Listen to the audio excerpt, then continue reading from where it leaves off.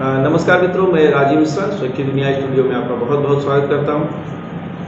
आप जानते हैं कि हम निरंतर रूप से आपके समक्ष साहित्यिक गतिविधियों में लिप्त रहते हैं और विभिन्न चीज़ें, विभिन्न जो प्रक्रियाएं हैं, जो गतिविधियां हैं साहित्य क्षेत्र की, उसको आपके समक्ष रखते हैं। इसलिए कि सीखने और सिखाने की इस प्रक्रिया में जहाँ कुछ लोग हमारे गुरु होते हैं, वहीं बहुत सारे ऐसे लोग हैं जिनके मन में जिज्ञासा होती है कि हम आगे क्या करें, क्या क्या गतिविधियाँ हो सकती हैं साहित्य में। तो साहित्य की जो चरम स्थिति है वो मित्रों में बताना चाहता हूँ, वो है पुस्तक प्रकाशन। आप लिखते हैं, पढ़ते हैं, लेकिन जब आपके पास एक अच्छा सा कलेक्शन हो जाता है, किताबों का, कविताओं का संग्रह हो जाता है, तो पुस्तकाकार रूप में लाना ही एक बहुत बड़ी बात होती है। आज जो महोदय, जो प्रबुद्ध जन हमारे स्टूडियो में बैठे हैं, वो कोई और नहीं बल्कि इस नगर और देश के प्रख्यात सुविख्यात साहित्यकार हैं। आपका नाम श्री अशोक कुमार वाजपेयी जी है। अशोक कुमार वाजपेयी जी बहुत ही प्रतापपुर के मूल निवासी हैं और इस समय गोविंद नगर कानपुर में निवास कर रहे हैं। आप आयुध निर्माणी कानपुर से सेवानिवृत्त हैं। आइए मैं आपसे आपका जो है विधिवत परिचय करवाता हूं और आपका अपने स्टूडियो में बहुत बहुत स्वागत भी करता हूं। वाजपेयी साहब, मैं अपने स्टूडियो में आपका बहुत बहुत स्वागत करता हूं और बड़ी खुशी हो रही है कि आपके अभी तक 5 पुस्तकें प्रकाशित हो चुकी हैं, हमारे समक्ष हैं। आगे कई पुस्तकें प्रतीक्षारत हैं जो हम लोग को जल्दी ही देखने को मिलेगी। मैं अपने दर्शकों को बताना चाहता हूं कि आपका जन्म 1 नवंबर 1952 को हुआ और मैंने जैसा कहा कि आप जो मूल निवासी हैं वो बहुत ही प्रतापपुर के हैं। आपके पिता यश पंडित प्रेम शंकर वाजपेयी जी, माता जी का नाम यश विद्या वाजपेयी जी और पत्नी का नाम आपकी श्रीमती सुधा वाजपेयी जी। लेखन विधा में कविता, कहानी एवं समीक्षात्मक टिप्पणियां आपने की हैं, लिख रहे हैं लगातार। लेखन संबंधी विवरण में मुझे जहां तक पता है 1970 से लेखन कार्य का आरंभ किया है आपने और अनेक पत्र पत्रिकाओं में रचनाएं प्रकाशित हैं। दूरदर्शन और आकाशवाणी से भी काव्य पाठ आपका प्रसारित है। प्रकाशित कृतियों में पिछड़े से पिछड़े तक काव्य संग्रह ये 2013 में आपका प्रकाशित हुआ है। मैं ये अपने दर्शकों को यहाँ पे दिखाना चाहता हूँ। और इसके पश्चात हम कविता जीते हैं, ये जो काव्य संग्रह है ये 2016 में प्रकाशित हुआ है। ये भी हमारे पास इस स्टूडियो में मौजूद है, इस समय आपके ही हाथों से मुझे मिली हुई है।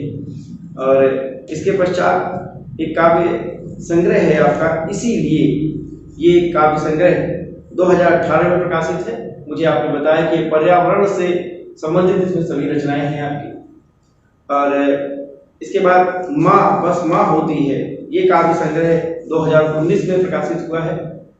और इसके साथ साथ जब पूरी दुनिया कोरोना महामारी से ग्रसित थी, जूझ रही थी, तो कोरोना एक अदृश्य विश्व युद्ध नामक काव्य संग्रह 2021 में आपने प्रकाशित किया।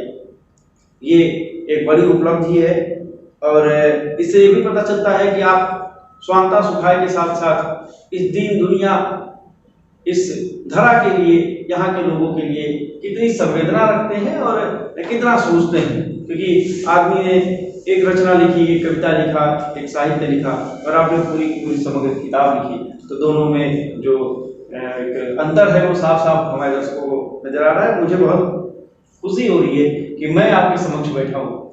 सम्मान में मैं देख पा रहा हूँ साहित्य मनीषी, सर्वश्रेष्ठ रचनाकार, साहित्य रत्नाकर, मानद उपाधि हिंदी प्रचारणी सभा, श्रीमती ज्ञानवती अवस्थी स्मृति सम्मान, पंडित विश्वंभर नाथ शर्मा कौशिक साहित्य रत्न सम्मान, साहित्य समज्ञा सम्मान, साहित्य मंडल श्रीनाथ द्वारा काव्य कौस्तुभ मानद उपाधि, छत्रपति प्रशिक्षण संस्थान रजिस्टर अलंकरण समिति द्वारा नवसृजन कला प्रवीण अवार्ड से सम्मानित हैं आप।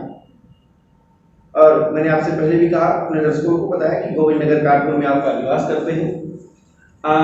आज इन 5 पुस्तकों में मैंने आपसे निवेदन किया कि चूंकि मातृ दिवस अभी हमने मनाया है पिछले ही रविवार को, तो मैं सोचता हूं कि आज जो ये किताब हमारे हाथ में है, आपकी पुस्तक है कि माँ बस माँ होती है, आज हम इस पुस्तक का एक विहंगावलोकन, एक विस्तृत चर्चा आपके समक्ष करेंगे। तो मैं आपका अपने स्टूडियो में पुनः बहुत बहुत स्वागत करता हूं और जानना चाहता हूँ कि जो लेखन यात्रा आपकी शुरू हुई वो कब से शुरू हुई, क्योंकि जब हम जीवन के शुरुआत में होते हैं मित्रों तो हमारे पास तमाम सारे लक्ष्य होते हैं, कुछ पाने की इच्छा, कुछ नौकरी की समस्या, कई बार घरेलू समस्याएं, ऐसे में कई बार तो कुछ दिए जलते हैं और वहीं बुझ जाते हैं। लेकिन अब जहाँ पर हम हैं, श्री अशोक वाजपेयी जी जहाँ पर हैं, वहाँ वो सारी नदियों के जितने बहाव थे, जितने प्रवाह थे, जितने तूफान थे, सबको हल करते हुए, सबको आप पीछे छोड़ते हुए यहाँ पे आ गए। तो अब जरा पीछे पलट के देखते हैं कि आपका जो लेखन कार्य है कहाँ से शुरू हुआ, और जैसा सबके साथ बहुत सारे झंझावात आते हैं, क्या आपके समक्ष भी कुछ ऐसे आए, ऐसी अपनी लेखन यात्रा के बारे में हमारे दर्शकों को बताएं। मिश्रा जी, मैंने जो अपना लेखन शुरू किया जी वो 1970 से शुरू किया। अच्छा। मैं उस समय अलीगढ़ में पढ़ता था जी। अपने मामा जी के पास जी जी।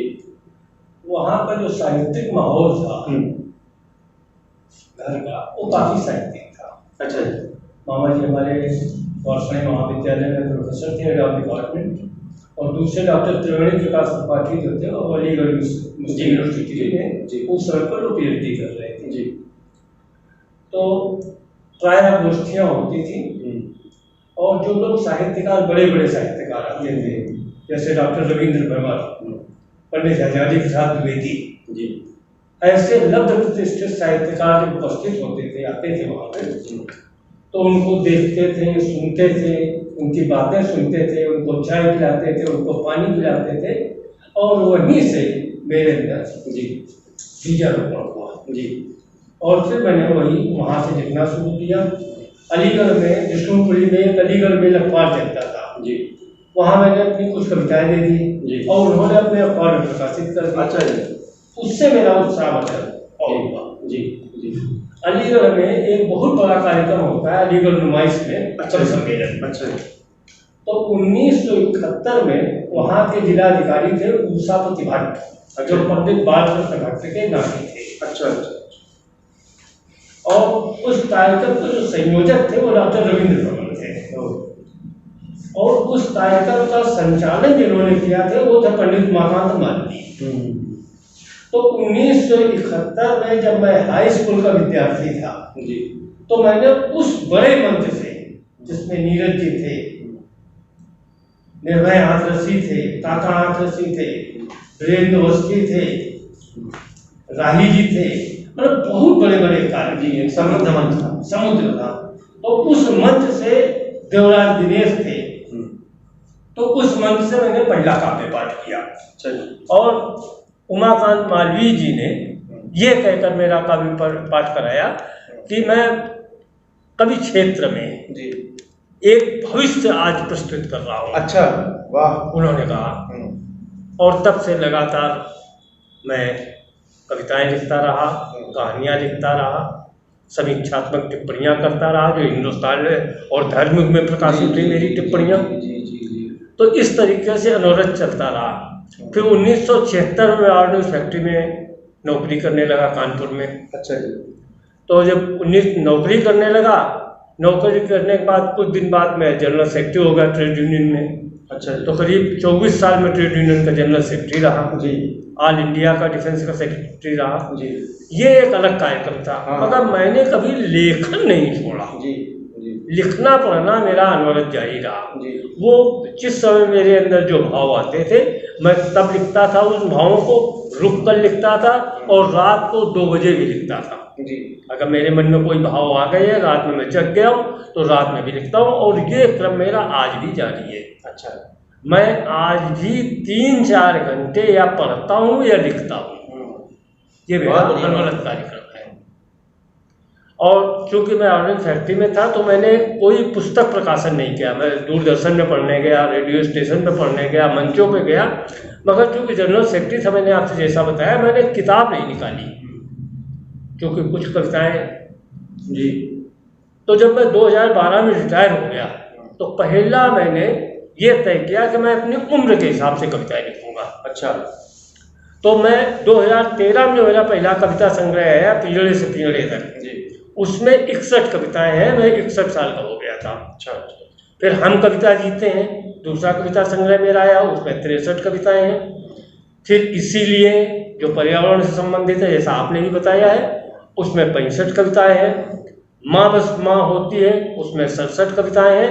और कोरोना एक अदृश्य विश्व युद्ध, जिसमें पूरे विश्व में जो घटनाएं घटी हैं कोरोना काल में, लगभग उनको मैंने सब समेटा है। तो वो उसमें जो है 69 कविताएं हैं। और जो अगला काव्य संग्रह जो मेरा आएगा वो 2023 में आएगा, जिसमें 71 कविताएं होंगी। क्या भाई, बहुत बढ़िया बात है, आपने बहुत अच्छी जानकारी। किसी के लिए भी एक बहुत रोमांच उत्पन्न करने वाली बात है कि अपने हर उम्र के हिसाब से जब हम बढ़ रहे हों, तब हमने एक संकल्प लेके रखा है कि हम हर जन्म दिवस पर एक कविता निकालेंगे, एक काव्य संग्रह निकालेंगे। एक छोटा सा प्रश्न मेरे दिमाग में आता है महोदय, क्योंकि हम लोग नए रचनाकार हैं, बहुत सारी नई कलम आपको देख रही है, तो ऐसे में एक प्रश्न दिमाग में आ रहा है मेरे कि हर उम्र के हिसाब से भी कई बार जब हम कविताएं लिखते हैं, रचनाएं बनती हैं, तो उम्र का अनुभव भी उसमें जरूर शामिल होता है। कुछ कविताएं हमने जो 21 साल की उम्र में लिखी होंगी, वो 61 साल की उम्र में बेईमानी लगती होंगी, और कई बार जो हम 61 साल की उम्र में लिखते हैं, वो 31 साल वाला बंदा नहीं समझ पाता है। मेरा प्रश्न ये है, क्योंकि आगे कई बार हम लोग भी कुछ ऐसा ही, हमारे लिए प्रेरणादायक बात होगी कि जो आपकी 61 कविताएं आएंगी या जो आगे की कविता, इनका जो संकलन है वो आपके जो हल्की उम्र के दिनों वाले होंगे, क्या वो कविताएं इसमें शामिल है या पूरी कविताएं इसमें नहीं है इन्हीं दिनों की? मिश्रा जी, प्रश्न बहुत अच्छा है आपका जी, और साहित्यिक दृष्टि से बहुत अच्छा है जी। साहित्यिक दृष्टि से यूं अच्छा है कि व्यक्ति जिस उम्र में लिखना शुरू करता है जी, जैसा मैंने बताया कि मैंने 14-15 साल, हाँ, इसीलिए मैंने कहा कि वो रचनाएं का, और कुछ लोग अपना 50 साल की उम्र से लिखना शुरू करते हैं, कुछ 67। किसी भी उम्र का लिखा गया काव्य या साहित्य बिल्कुल बेकार नहीं होता है। क्या बहुत बढ़िया बात है, बिल्कुल बेकार नहीं होता है जी। जो मैंने 21 वर्ष की आयु में कविताएं लिखी, उस मना स्थिति में लिखी, या हो सकता है कि मैं कई साल की उम्र में ज्यादा परिपक्व हो गया हूँ, ज्यादा परिपक्वता की लिखी हूँ, मगर 21 साल वाला 21 साल की आयु की ही कविताएं लिखेगा। तो जो उसका पाठक होगा, जो पाठक तो आएगा ना, तो 21 से 30 साल वाला उन कविताओं को ज्यादा देगा। तो कोई भी किसी भी उम्र का लिखा हुआ साहित्य कभी बेकार नहीं होता है। और ऐसा इसमें नहीं है कि जो मैंने मतलब रिटायरमेंट के बाद 2013 लिखे, तो मैंने उसी साल वो कविताएं लिखी हैं। पिंजरे से पिंजरे तक में जो मेरी कविताएं हैं, वो बहुत पहले की कविताएं होती हैं। हाँ, यही पूछना चाह रहा था, उसमें बहुत पहले की कविताएं। आज की तारीख में सत्यता यह है कि मैं लिखना बंद कर दूं तो मेरी 8-9 किताबें आ जाए, इतना मेरे पास लिखा रखा हुआ है, परंतु मैं अनवरत लिख रहा हूँ, मैं अनवरत लिखता हूँ। आज भी मैं अगर आपके स्टूडियो में बैठा हूँ तो सुबह मैंने आज भी 2 कविताएं लिखी हैं। बहुत अच्छी बात है। तो ये सब होता है, बहुत तो ऐसा तो नहीं, कुछ भी बेकार नहीं होता, साहित्य कभी बेकार नहीं होता है। तो सुना मित्रों आपने कि साहित्य कभी भी बेकार नहीं होता है। हाँ, उसके जो पाठक वर्ग हैं, जो श्रोता वर्ग हैं, वो भले बदल सकते हो, लेकिन वो विभिन्न स्लैब के हिसाब से, विभिन्न रुचियों के हिसाब से आप जब किसी भी उम्र में जाके देखेंगे तो पाएंगे कि वो बिल्कुल यथार्थ है और सही लिखा गया है। बस हमारे जो मना स्थितियां हैं वो इधर से इधर होती रहेंगी। खैर, आइए और जानते हैं कि कुछ ऐसे विचार जो आपके काव्य लेखन के लिए बहुत आवश्यक हो, या आपको हमारे दर्शकों को कुछ लग रहा हो कि हालांकि मैं ये पूछना चाह रहा था कि इन किताबों के जो शीर्षक आपने लिए हैं वो किस तरीके से लिए हैं, लेकिन मैं सोचता हूँ कि आज हम लोग सीधे एक किताब पर चर्चा करें, और इसके बाद जो है वो विभिन्न किताबों के लिए हम एपिसोड लेके आएंगे और तत्पश्चात उनसे संबंधित प्रश्न आपसे प्राप्त करते रहेंगे। तो आइए, मैं आपने सभी दर्शकों को मातृ दिवस की बहुत बहुत बधाई भी देता हूं। और बहुत सारी आप देख रहे होंगे फेसबुक पे भी बहुत टिप्पणियां आ रही हैं, बहुत सारे लोग पोस्ट कर रहे हैं, अपनी माता जी के साथ फोटो पोस्ट कर रहे हैं। कई बार यथार्थ और फेसबुकिया जो चित्र होते हैं उनमें बहुत अंतर भी होता है, ऐसा भी है।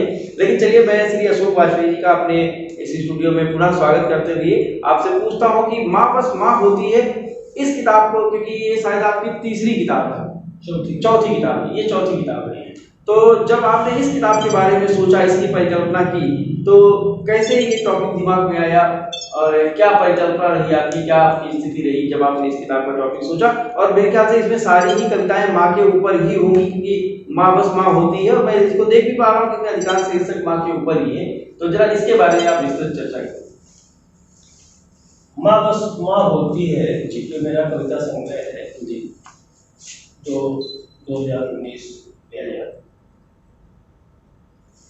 ये कविता संग्रह यूं तो मैंने माँ पर पहले भी कविताएं लिखी थी, मगर मेरी माता जी के निधन के पश्चात जी मैं, हर बेटा अपनी माँ से प्यार करता है, हर माँ अपने बेटे से प्यार करती है। तो जब मेरी माँ का शरीरांत हो गया, उसके बाद मैं माँ में ही काफी दिन खोया रहा। अच्छा। और उस होने के बाद मैंने अपनी जिंदगी को अपनी माँ, जहां से मुझे याद आया कि माँ मेरी कैसी थी जी, तो उन बिंबों को उस उम्र में वापस होकर अच्छा मैंने जीने का प्रयास किया। क्या बात। और माँ की स्थितियां देखी, तो जो माँ बस माँ होती है, जो मेरा कविता संग्रह है, उसमें पहली कविता में तो माँ की वंदना है, दूसरी कविता वहां से मैंने शुरू की कि जब कोई स्त्री एक माँ बनती है, जिस दिन वो माँ बनती है, तो उस माँ बनने के साथ उसका बेटा जब 6 दिन का हो जाता है, जब 12 दिन का हो जाता है, जब पहली वर्षगांठ होती है, जब पहली बार बच्चा स्कूल जाता है, जब स्कूल से वापस आता है, जब बेटे का जनेऊ होता है, बेटे का ब्याह होता है, बेटे के बेटे होते हैं, और इस तरीके से जब बेटे की नौकरी लगती है, मतलब जिन जिन स्थितियों से माँ गुजरती है, कभी खुशी, कभी गम, कभी माँ जो अपने बेटों से बहुत ज्यादा प्यार करती है, कभी कभी वो स्थितियां आ जाती हैं जब माँ से ये कह दिया जाता है कि तुम क्या कुछ जानती हो, जब उसने ही सब कुछ सिखाया होता है। इन स्थितियों में और एक स्थिति वो आती है जब माँ एक कोने में आ जाती है जी। तो जो इसमें 67 कविताएं हैं, तो वो सारी 69 कविताएं जो है, सिर्फ 69 जो कविताएं हैं, वो सारी कविताएं माँ पर ही केंद्रित है जी। और मैंने बहुत डूब कर माँ को लिखा है उसमें।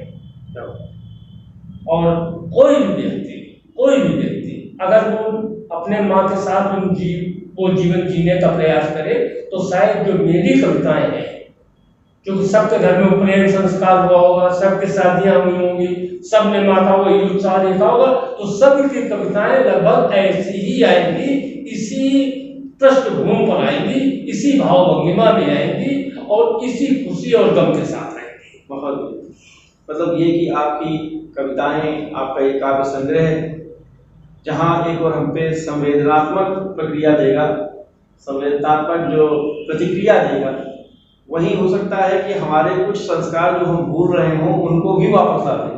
बिल्कुल है, बिल्कुल रहेगा। छठी, पसनी और अपने संस्कार सब आपने दिया, तो ये भी हो सकता है कि हमको उन संस्कारों को ढूंढने के लिए कोई किताब की आवश्यकता ना हो, हम इसको पढ़ते जाएं और हमें माँ बनकर ही ये किताब वैसे ही सिखाती चली जाएगी। भाई बहुत बढ़िया बात है। मैंने जैसे अपने दर्शकों को दिखाया, ये कवर आप देख सकते हैं, इस पर माँ बस माँ होती है। इसमें जो है वो अशोक कुमार वाजपेयी जी ने अपना लेखक कृतिकार के रूप में अपना नाम लिखा हुआ है। एक छोटी बहुत ही अच्छी सी फोटो बनी हुई है, माँ की फोटो बनी हुई है। कवर पेज के अंदर जो है डॉक्टर सुरेश अवस्थी जी, अंतर्राष्ट्रीय कवि, राष्ट्रपति सम्मान प्राप्त शिक्षाविद व वरिष्ठ पत्रकार है, उन्होंने भी इसकी भूमिका लिखी हुई है। वो लिखते हैं कि रचनाओं की बुनावट और व्यापकता ऐसी है कि प्रत्येक काव्य प्रेमी पाठक को उनमें अपनी माँ की छवियां दिखाई देगी। ये छवियां उसे माँ की ऊष्मा महसूस कराने में सक्षम। माँ स्वयं में एक कभी खत्म न होने वाला महाकाव्य होती है। कृति में कवि की कोशिश भी अक्षर से अनंत तक की यात्रा करने की है। और वो लिखते हैं अंत में, माँ करता भरता माही, माँ से बड़ा न कोई, माँ का सिर पर हाथ हो सदा सुमंगल हो। ये डॉक्टर सुरेश अवस्थी जी ने अपने आशीर्वाद स्वरूप लिखा हुआ है। फिर हम आगे बढ़ते हैं तो इसमें देखते हैं कि अमन प्रकाशन ने इसको प्रकाशित किया है और अंदर एक कवि है, एक कवर पेज है। कवर पेज पे इसका ISBN दिया हुआ है मित्रों, और सर्वाधिकार पुस्तक के जो है सुरक्षित हैं। लेखक एवं प्रकाशक की लिखित अनुमति के बिना इसमें किसी अंश को आप फोटोकॉपी या किसी तरीके से आप उपयोग में नहीं ला सकते हैं। मैंने बताया कि प्रकाशक तो अमन प्रकाशन है ही। प्रथम संस्करण इसका 2019 में आया है और इसका मूल्य 225 रुपये मात्र है, जिसे आप कभी भी आदरणीय अशोक वाजपेयी से प्राप्त कर सकते हैं। हाँ, अनमोल प्रकाशन से प्राप्त कर सकते हैं। जिस किसी बुक स्टॉल पे हो वहाँ से प्रकाशन प्राप्त कर सकते हैं। ये इसकी जानकारी आपको अशोक जी से मिल जाएगी, दूरभाष पे भी मिल जाएगी। आगे जैसा इन्होंने कहा था कि माँ बस माँ होती है शीर्षक है, और एक पन्ने पर उसको जो है चरितार्थ भी किया है। ये मातृदेवो भव पितृदेवो भव, पूज्य बाबूजी पिता स्वर्गीय पंडित प्रेम शंकर वाजपेयी एवं पूज्य द्वितीया माँ स्वर्गीय विद्या वाजपेयी जी, जिनके आशीर्वाद से ही मेरे चतुर्थ काव्य संग्रह माँ बस माँ होती है का प्रकाशन हो चुका। ये आपने एक समर्पण लिखा हुआ है। अच्छा, ये माँ को दिदिया क्यों कहते थे आप? ननिहाल में हमारे मामा लोग दिदिया कहते थे। हाँ, तो वहाँ से वो अच्छी से हम लोग मेरे दिमाग में कैसा आया कि ऐसा होता है, अक्सर ऐसा होता है। और उसके बाद पुण्य स्मरण स्वरूप आपका जो अपने अगला पन्ना लिखा हुआ है, ये आपका ही आमुख है मित्रों। ये पुण्य स्मरण में आपने माँ की फोटो लिखी हुई है, और इसमें जो है आपने उनको सादर समर्पित किया है। कविता के कुछ अंश इसमें आप लिखते हैं, मैंने अपने पहले काव्य संग्रह पिछड़े से पिछड़े तक में समानांतर सेतु शीर्षक से एक लंबी कविता लिखी थी। वह मेरी माँ दिदिया एवं पिता बाबूजी के बीच की ही। तो मैं तो आपने तो इतना सारा कुछ बताया, अगर आप चाहेंगे तो मैं इसको बोल दूंगा, आपको दूंगा कि आप इसको पढ़ के भी सुना दें। और आपने समर्पण में तो लिखा ही है उनके बारे में। जैसा आपने बताया कि आपने एक पूरी किताब और संस्कार और संस्मरण सब कुछ इसमें डाल दिया है, तो ये हमारी जो आने वाली पीढ़ी है उसके लिए बहुत उपयोगी होगी, जहां तक मैं समझता हूँ। व्रती कृतिकार अशोक कुमार वाजपेयी, ये हेडिंग है श्री श्याम सुंदर निगम साहब की, जो एक प्रसिद्ध समीक्षक हैं, आलोचक हैं। उन्होंने इस किताब में जो है वो आपको भी आशीर्वाद दिया हुआ है, और लिखते हैं कि निगम साहब कहते कहते कब मुझे दादा कहने लग गए पता ही ना चला, पर यह आत्मीयता की गर्भ फसली ऐसा मोह लेती है कि अपनी तमाम स्वयं की ओढ़ी हुई व्यस्तताओं के बावजूद कुछ करके इन्हें पढ़ता जरूर। ये मेरे ख्याल से निगम साहब ने लिखा है अपने लिए, और लिख रहे हैं कि प्रयास करता हूँ कि इनके आग्रह का सम्मान करने का, मना कर देता हूँ तो इनका मौन साध कर बैठ जाना सत्याग्रह जैसा लगता है। कोई सदा श्याम सुंदर कहाँ मिलेगा, बाहर हट सी करता अशोक वाजपेयी जी जैसा बच्चा हुआ, बड़ा आत्मीय मित्र। वो आगे लिखते हैं कि संग्रह प्रकाशित होने पर खुशी होती है, उससे ज्यादा इनके जीवन और जुनून पर गर्व मिश्रित आश्चर्य। अपनी सेवानिवृत्ति के बाद से जो साहित्यिक लेखन की गति पकड़ी है वाजपेयी जी ने, वह बहुतों के लिए प्रेरणा है। यही लाइन मैं ढूंढ भी रहा था आपके लिए, यही लाइन मैं ढूंढ रहा था, क्योंकि मेरे दिमाग में दो पंक्तियां थी कहीं ना कहीं, और उन पंक्तियों में किसी कवि ने लिखा है कि पंख ही काफी नहीं है आसमानों के लिए, पंख ही काफी नहीं है आसमानों के लिए, हौसला भी चाहिए ऊंची उड़ानों की।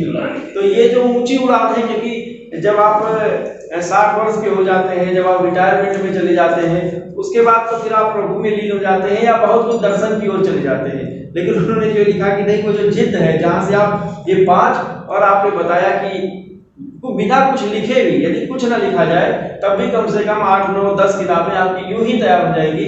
और मजे की बात यह कि कम से कम 5 रचना आप रोज और देके जा रहे हैं, तो इसलिए एक बड़ा सा ग्रंथ बनने वाला है। डॉक्टर रेणु दीक्षित जी लिखती हैं, जन्म से जिए हुए रिश्तों की सुगंध है। ये रेणु दीक्षित जी डीएवी कॉलेज में हेड ऑफ डिपार्टमेंट है हिंदी की। उन्होंने अपने अंतिम पैरा में लिखा है कि कविता अनुभूति से सार्थक व मन स्पर्शी बनती है। अनुभूति जितनी तीक्ष्ण होगी, कविता उतनी ही प्रेरणास्पद प्रभाव छोड़ने वाली होगी। वाजपेयी जी की अधिकांश कविताएं भावपूर्ण व छाप छोड़ने वाली कविताएं हैं। मैं उनके उज्जवल व स्वस्थ जीवन के लिए कामना करती हूँ, शुभकामनाओं से, ये लिखती हैं। और वरिष्ठ साहित्यकार सतीश गुप्ता जी लिखते हैं कि माही मंदिर माही मस्जिद शीर्षक से वो लिखते हैं कि जीवन की विभिन्न भंगिमाओं के बिंब उतार दिए हैं कवि। लिखते हैं कि माँ खुशियाँ मना रही है, एक पैर पीछे एक पैर आगे, बकौवन बकौवन चलते देख देख माँ बारी बारी जाती। वो लिखते हैं कि अशोक वाजपेयी की कृति माँ बस माँ होती है का महत्व माँ के पर्याय से महत्व है। माँ को मंदिर मानो, मस्जिद मानो, गुरुद्वारा या चर्च मानो, माँ की गौरव गाथा, माँ की महिमा को प्रणाम करता है विश्व सारा। माँ के श्री चरणों में मैं भी प्रणाम निवेदित करता हूँ, माँ तुझे प्रणाम। आत्मकथ्य से बात का है जो अशोक कुमार वाजपेयी जी के द्वारा ही लिखित है। मैं चाहता हूँ कि यह आत्मकथ्य आपके ही आमुख से आप द्वारा ही पढ़ा जाए, या इसके बारे में आप संक्षेप में भी कुछ पढ़ सकते हैं, कोई जैसा आप समझे, क्योंकि आप हमारे स्टूडियो में साक्षात विराजमान है, इसलिए ये मैं आपको ही देता हूँ। मैं अपने अनुभव के आधार पर एवं जो समाज में देखता हूँ उसके आधार पर कह सकता हूँ कि सबकी माँ एक जैसी ही होती है। उनका अपने बच्चों के प्रति प्यार असीम होता है, पर बच्चों का प्यार माँ के प्रति एक जैसा नहीं होता।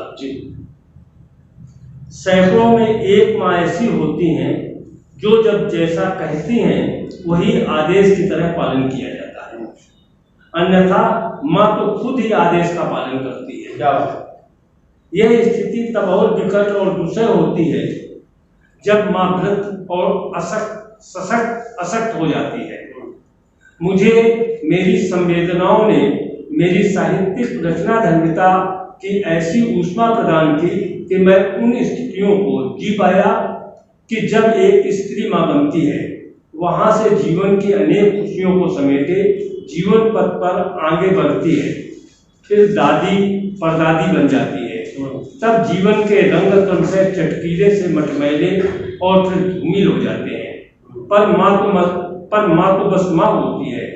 हाँ, उसे समझने वाले अपनी अपनी आपाधापी पे पड़े रहते हैं। जी, कितनों को खबर रहती है माँ की। ठीक बात। इसी भाव भूमि पर जीते हुए धीरे धीरे माँ पर कविताएं लिखती गई और यह 67 कविताओं का कविता संग्रह माँ बस माँ होती है मेरे सहृदय पाठकों के सामने है। मैं अपनी साहित्यिक पृष्ठभूमि के बारे में अपने पूर्व की कविता संग्रह पिंजड़े से पिंजड़े तक हम कविता जीते हैं, तथा इसीलिए मैं पहले ही कह चुका हूँ कि इस कविता की इस यात्रा का आरंभ बहुत छोटी सी उम्र में हो गया था। अलीगढ़ में मेरे मामा जी जयगोपाल त्रिपाठी, घर का वातावरण पूर्ण साहित्य तथा छोटे मामा डॉक्टर त्रिवेणी प्रकाश त्रिपाठी एक अच्छे कवि थे। ये बात मैं पहले ही कह चुका हूँ, आपने बताया। हर रचनाकार सारा जीवन अपनी ही संवेदनाओं अनुभूतियों को शब्द देता रहता है। बस सवाल एक ही रहता है उसके प्रति ईमानदारी एवं निष्ठा का, और उसे अपनी कविताओं का को प्राणवान बनाकर जीने का। माँ गंगा के किनारे माँ विद्या की आखिरी बैठक सज चुकी थी। कर्मकांड लगभग पूरे, बस अग्नि को समर्पण, और समर्पण के बाद फिर क्या। इस अंतराल में कौन था जो मेरे भीतर में माँ को वापस बुला लेने के लिए नन्हे बच्चे के मानिंद माँ गंगा से गुहार लगाने लग गया। आवाज वातावरण को चीरते हुए अपने गंतव्य पर पहुंची और प्रत्यावर्तित हो गई। बाग देवी की कृपा से पूर्ण वर्षा के साथ, जिसमें ममता की लड़ियां सी बनकर एक कविता बह निकली, माँ जल्दी लौट आना। कविता के माँ लौट आओ तुम जल्दी अगर पुनर्जन्म होता हो। माँ लौट आओ तुम जल्दी अगर पुनर्जन्म होता हो। हाथ जोड़ मैंने गंगा मैया से था यही कहा, मेरी माँ को जल्दी वापस कर दो। माँ गंगा का पूरा विश्वास है मेरा, वो वापस तुमको लौटा देंगी। तुम आओगी घर मेरे, खुशियों से घर भर दोगी। माँ तुम होगी तो मुझे मालूम है देह की गति, पर तुम्हारी आत्मा तो इसी घर में, तुम हम सबको छुप कर निहारोगी, हम सब तुम्हें सांसों में महसूस करेंगे महक की तरह, माँ की तरह।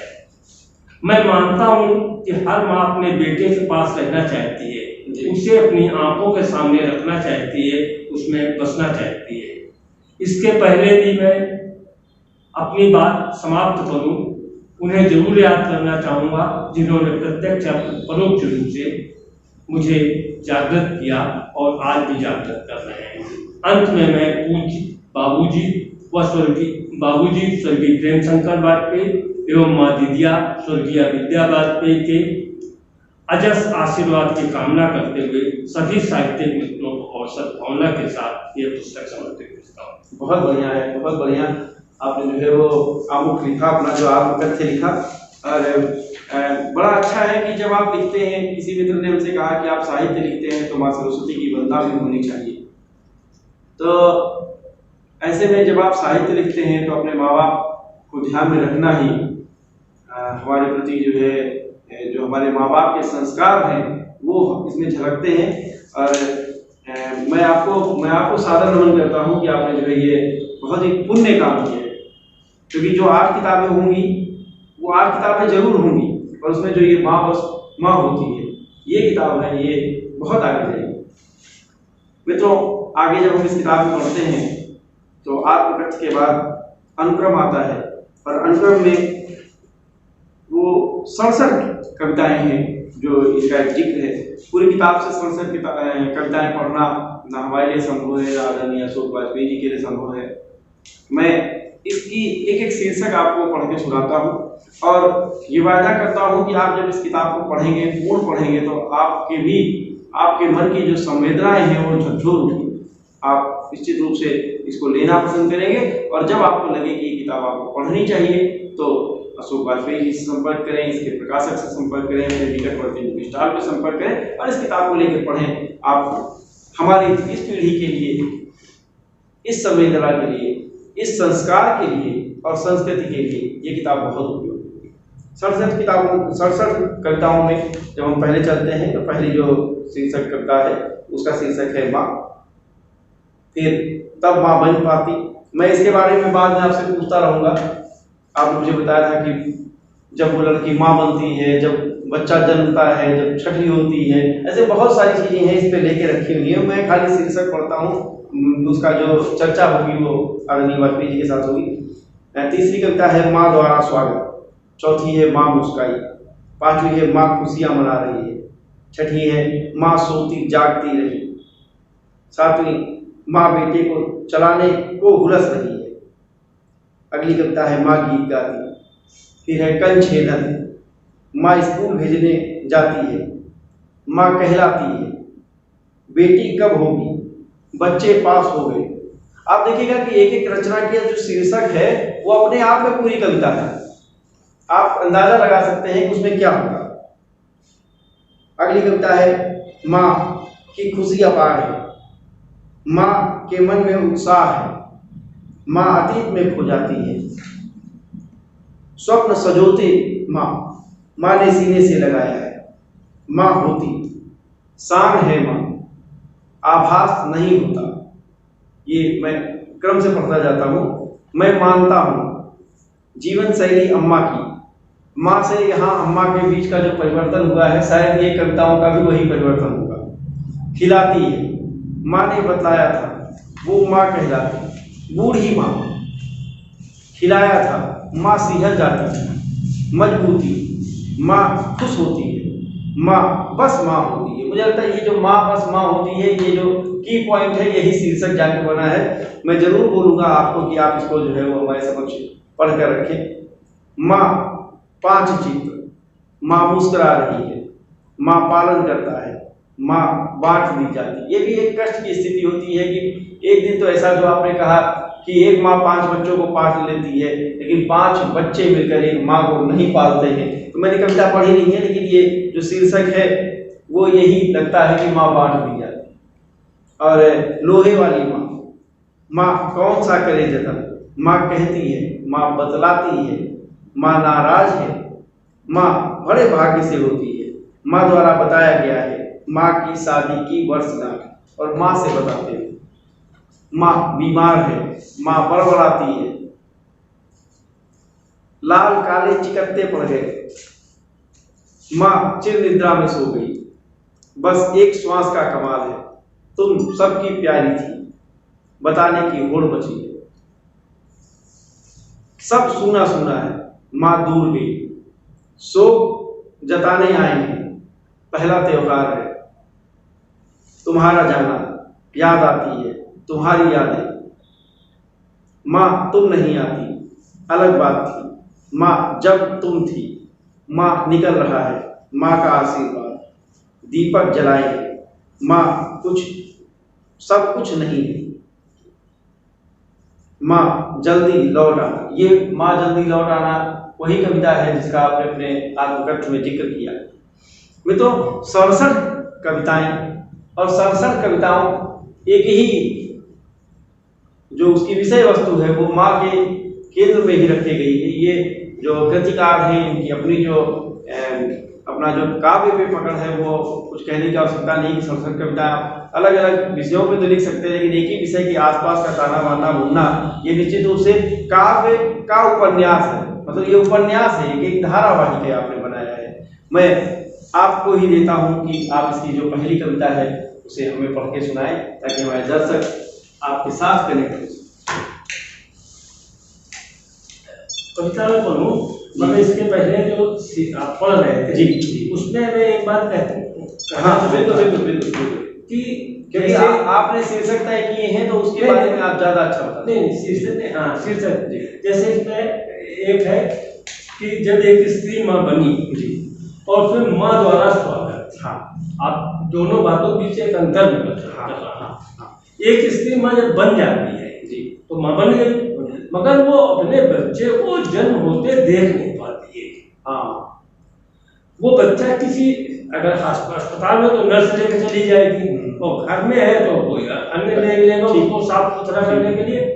जब पहली बार बच्चा अपने माँ के पास आता है, जब माँ पहली बार देखती है तो माँ द्वारा स्वागत जी, ये वो कविता मतलब है बड़ी छोटी सी। नहीं आपने बहुत वहां भी जाके बात को करेक्ट किया, इसलिए मैंने एक काव्य संग्रह आपके हाथ में सौंपा कि आप अगर इसकी रचनाओं को क्रमबद्ध तरीके से आप इसको आगे बढ़ाएंगे तो दर्शक कनेक्ट करेंगे और एक एक शीर्षक के साथ न्याय भी कर पाएंगे। आपने जो पक्ष रखा वो शायद कोई और सोच भी नहीं सकता। हाँ, बात तो सही है कि माँ जन्म जरूर बच्चे को देती है, लेकिन वो डायरेक्ट उस समय नहीं देख पाती, उसको तो कुछ घंटे बाद मालूम होता है कि भाई इस तरीके से। हाँ जी, तो इस घंटों में चित्र बदलते हैं जी, तो उन चित्रों की जी कविता है जी। स्वागत। तो मैं जो सबसे पहली कविता पढ़ रहा हूँ जो माँ पे है जी, जो पहली कविता है माँ बनने से पहले माँ जी, माँ बनने से पहले माँ जननी है, इसी को स्तुति मानी है जी। माँ जननी है जी, माँ अन्नपूर्णा है जी, माँ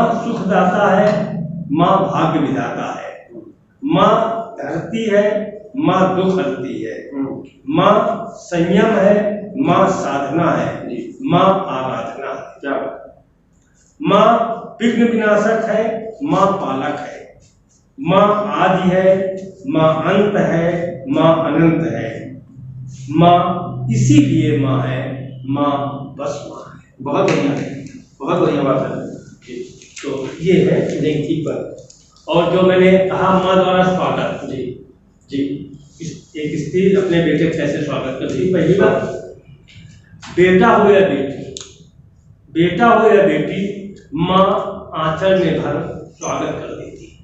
बेटा हो या बेटी, माँ आंचल में भर स्वागत कर देती। जैसे ही जन्मा शिशु है, जैसे ही जन्मा शिशु है, माँ सीने से चिपकाती है, अपने स्तन का अमृत प्यार से उसे पिलाती है, बलि बलि जाती है, बार बार निहारती, गले लगाती है। बेटा हो या बेटी, माँ आंचल में भरकर स्वागत कर देती, माँ आंचल में भरकर स्वागत कर देती।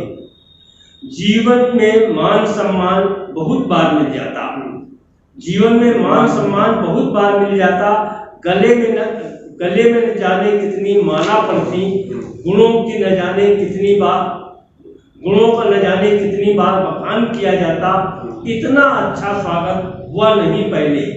लोग बार बार बतलाते हैं, आपस में बड़ी बड़ी बातें करते, सम्मानों की झड़ी लगाते हैं, पर सच में जो स्वागत माँ शिशु जन्मते करती, पर सच में जो स्वागत माँ शिशु जन्मते करती, उसके आगे जीवन के बड़े बड़े स्वागत फीके हैं। माँ ने जो अपने स्तन का अमृत पान पिला दिया, उसके आगे पकवान, मान, सम्मान सभी फीके हैं। वाह सर, माँ ने जो फीके हैं, पहला स्वागत माँ अपलक नैनों से करती है, जी बेटा हो या बेटी, माँ आंचल में रखकर स्वागत करती है।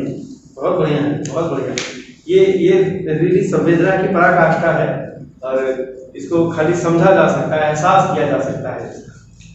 जब बेटा चलता है, पहली बार बकौवन चलता है, अब बकौवन चल रहा है बेटा जी, ये शब्द भी हाँ, ये अभी मैंने पढ़ा है, अभी मैं किसी की याद से।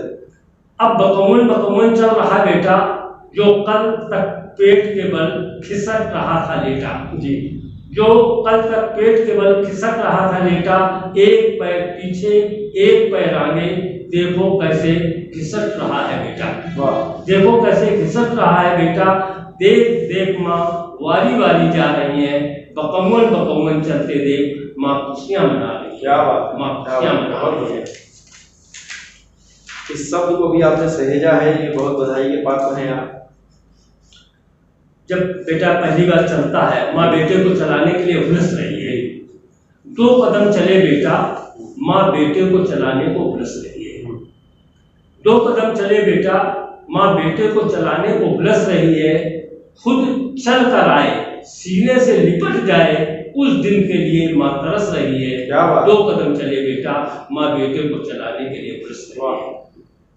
दीवार पकड़कर अभी खड़ा हुआ बेटा, दीवार पकड़कर अभी खड़ा हुआ बेटा, रसोई से माँ ने खड़े बेटे को देखा।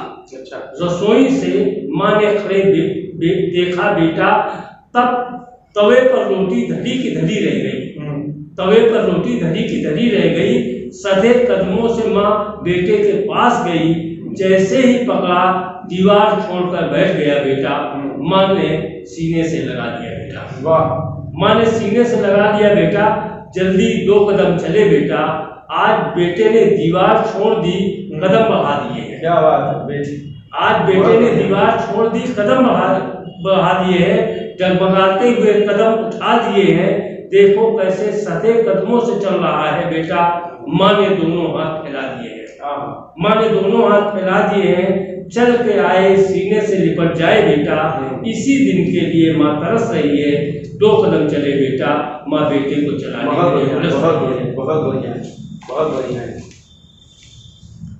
फिर एक दिन आता है तो पंछेदन होता है बेटे, पंछेदन।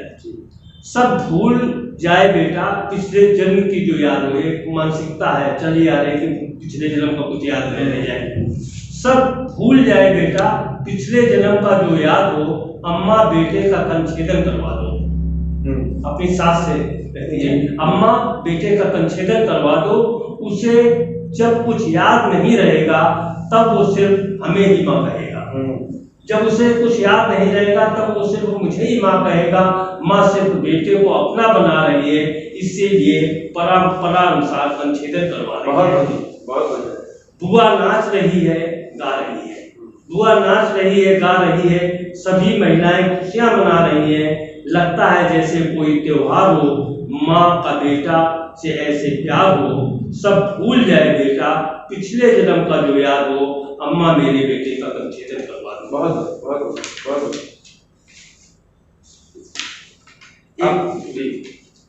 जब कभी कभी ये स्थिति, आपको ऐसी स्थितियां नहीं, पहले ही होते थे, बच्चे लड़के हो गए तो एक लड़की के लिए माँ की क्या इच्छा थी, लड़की लिए हो जाए, बेटी कब होगी, प्रतीक्षा है। मेरे बेटे हो गए कई, मेरे बेटे हो गए कई, बेटी कब होगी, माँ यही सोचती है मेरी बेटी कब होगी, माँ सोचती यही मेरी बेटी कब होगी।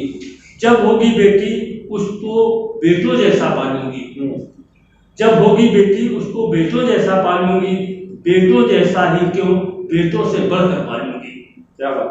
पुचकारूंगी, दुलराऊंगी, फ्रॉक उसे पहनाऊंगी, बालों में उसके फीते से फूल सजाऊंगी। दौड़ भाग उछल कूद कर सीने से लिपटेगी बेटी, बेटे तो हो गए कई, बेटे तो हो गए कई, मेरे तो होगी बेटी। बहुत बढ़िया, बहुत बढ़िया। एक स्त्री की संवेदना है। देखिए, बहुत मनौती मानी माने, बहुत मनौती मांगनी माने, तब बेटी घर आई। पिता फूले नहीं समाते थे, बाज उठी घर में सहनाई। जब वो हंसती मुस्काती घुंघरालों वाली बेटी थी, माँ को प्यारी राज दुलारी थी। अब भैयों की नहीं रहेगी कलाई सुनी, माथा भी सूना नहीं रहेगा, पूरी इच्छा होती है बेटी की। उसने जब सबसे यही कहा, माँ सब देख देख हंसाती है, बेटी को अपने संग सुलाती है, जाती रिश्तेदारों के यहाँ जहाँ कहीं भी साथ हमेशा बेटी ले जाती है। जी। कितनी खुश थी जब देखी थी माँ ने पहले पहले अपनी बेटी। अब भी यही मनाती माँ, सदा खुशी रहे हमारी बेटी, क्या सदा खुशी रहे हमारी बेटी। बहुत बढ़िया, बहुत बढ़िया, बहुत बढ़िया, बहुत सुंदर।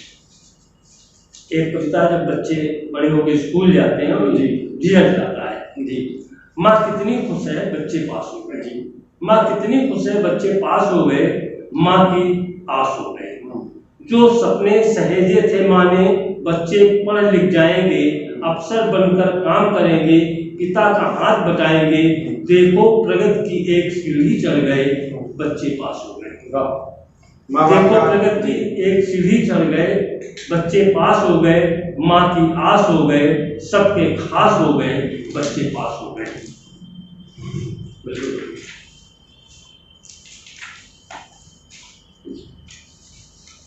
बहुत बढ़िया। सब कविताएं एक से एक हैं, किसी को भी छोड़ा नहीं जा सकता, लेकिन जो आपकी पसंद हो तो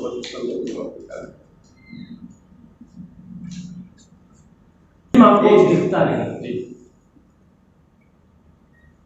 बूढ़ी माँ को दिखता नहीं, फिर भी सब जान लेती है। बूढ़ी माँ को दिखता नहीं, फिर भी सब जान लेती है, घर की हर बिटिया बहू को आने जाने से पहचान लेती है। क्या बात। घर की हर बिटिया बहू को आने जाने से पहचान लेती है, आवाज दे उसे ही बुलाती, जो सबसे पास होता है, अपने लड़के बहू को माने या न माने, पर नाती पोतों को मान लेती है, पर नाती पोतों को मान लेती है, हुक्म वैसा ही चलाती है जैसा उसकी सास ने उस पर चलाया था जी। हुक्म वैसा ही चलाती है जैसा उसकी सास ने उस पर चलाया था। तब की सास कुछ भी कहे पर बहू मान जाती थी। तब सासें हुआ करती थी, अब सासें बहू के आगे झुक जाती हैं। क्या बात। अब सासें बहू के आगे झुक जाती हैं। बात सास की मानना बड़ी बात है, वो जो चाहती थी कर दिखाती हैं। तब लड़के माँ का हुक्म बजाते थे, जो भी कहे माँ की मान जाते थे। अब माँ बहू पर का हुक्म बजाती है, न माने माँ तो बहू रूठ जाती है। अब बूढ़ी माँ को दिखता नहीं, फिर भी वो सब जान लेती है, घर की हर बिटिया बहू को आने जाने से पहचान। वाह वाह, बहुत सुंदर, बहुत सुंदर। और एक स्थिति जी जो इस सभ्य समाज में आ गई है कि जब माँ बीमार हो गई, माँ नहीं रही, तो जो घर का परिवार होता है ये बताता है मैंने कितनी सेवा की। ठीक है, ये आज की संस्कृति में आ गया है। तो एक कविता इसका, मैंने माँ की बहुत सेवा की। अच्छा। मैंने माँ की बहुत सेवा की, यह बताने की होड़ मची है। मैंने माँ की बहुत सेवा की, यह बताने की होड़ मची है। आता है जैसे ही परिचित नया कोई, उसे यह जताने की होड़ मची है।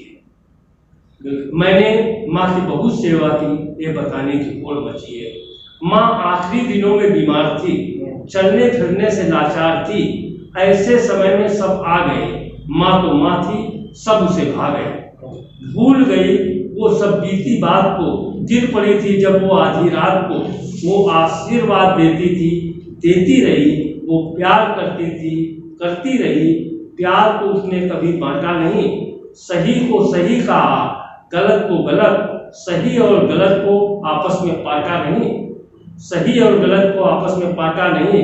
कैसा समय आ गया, दिखाने की होड़ मची है, मैंने बहुत सेवा की, बताने बिल्कुल सही स्थितियां हैं आज के समाज में, बहुत सही चित्रांकन किया। और ये होता है कि जब साल गुजर जुमा नहीं रहती है जी, तो पूरे साल में त्योहार होते हैं जी, तो जो हुआ मेरे द्वारा हुआ।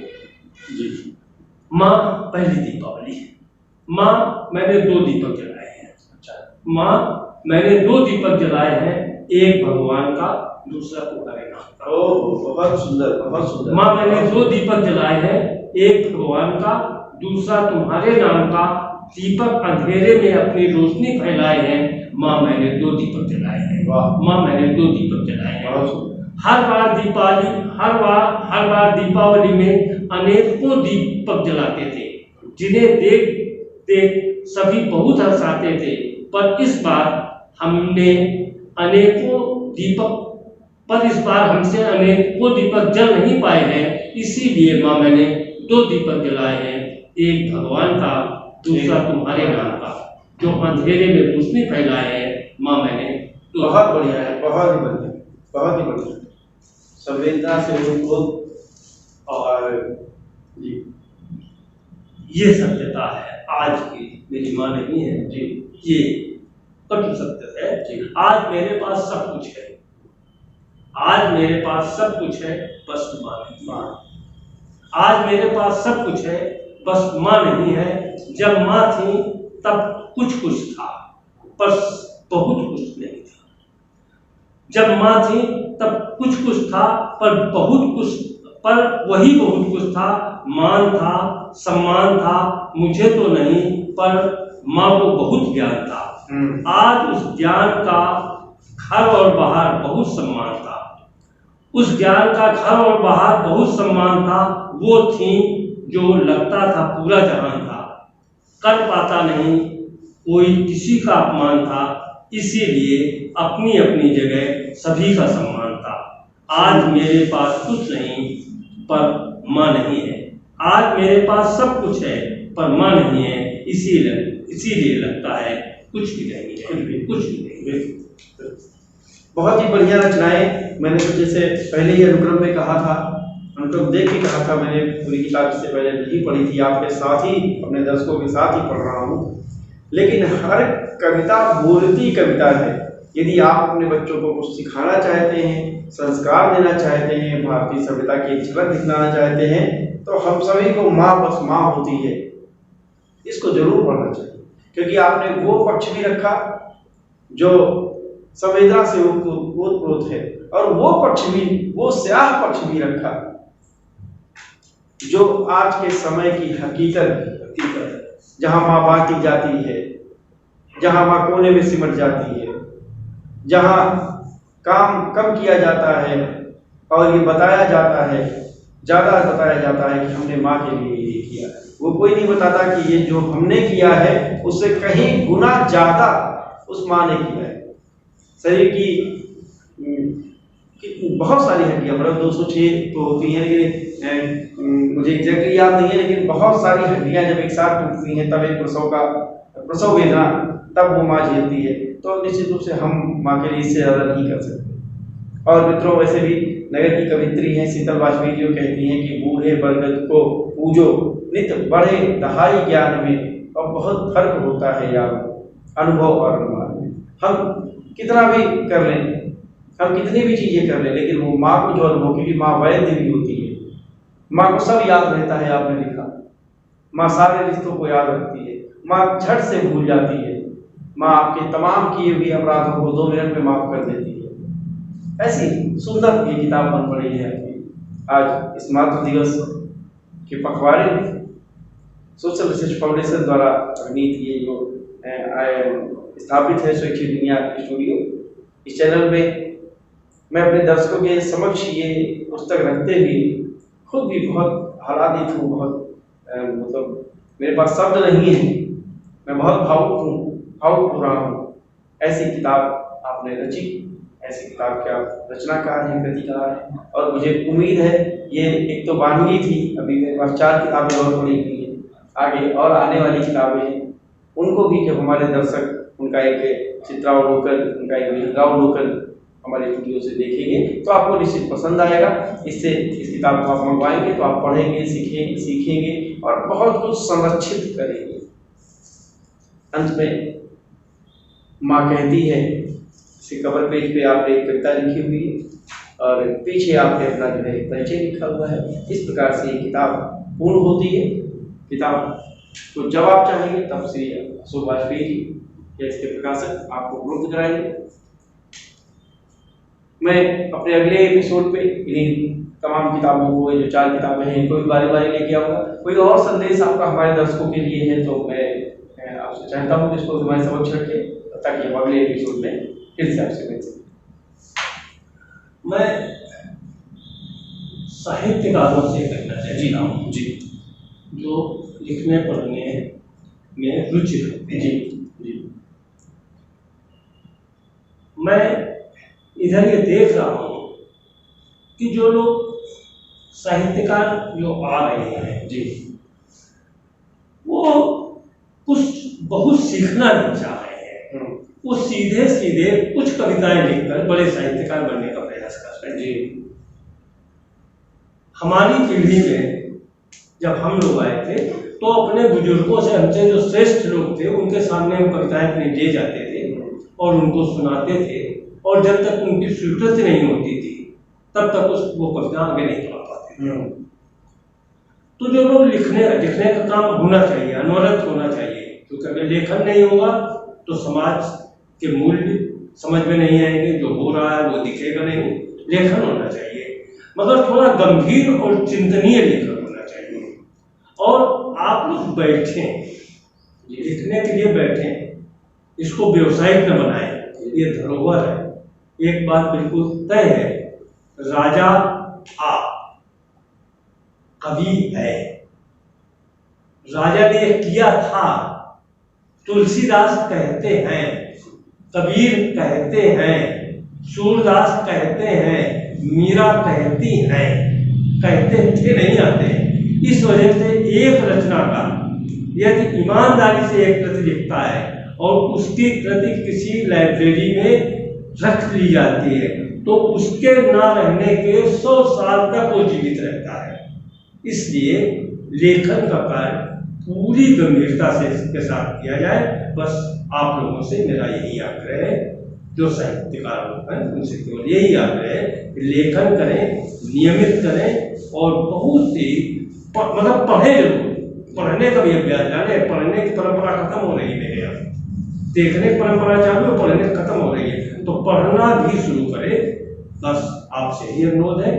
और इसी तरीके साहित्य, कानपुर तो साहित्य की नगरी है, कानपुर तो साहित्य की नगरी थी और आज भी है।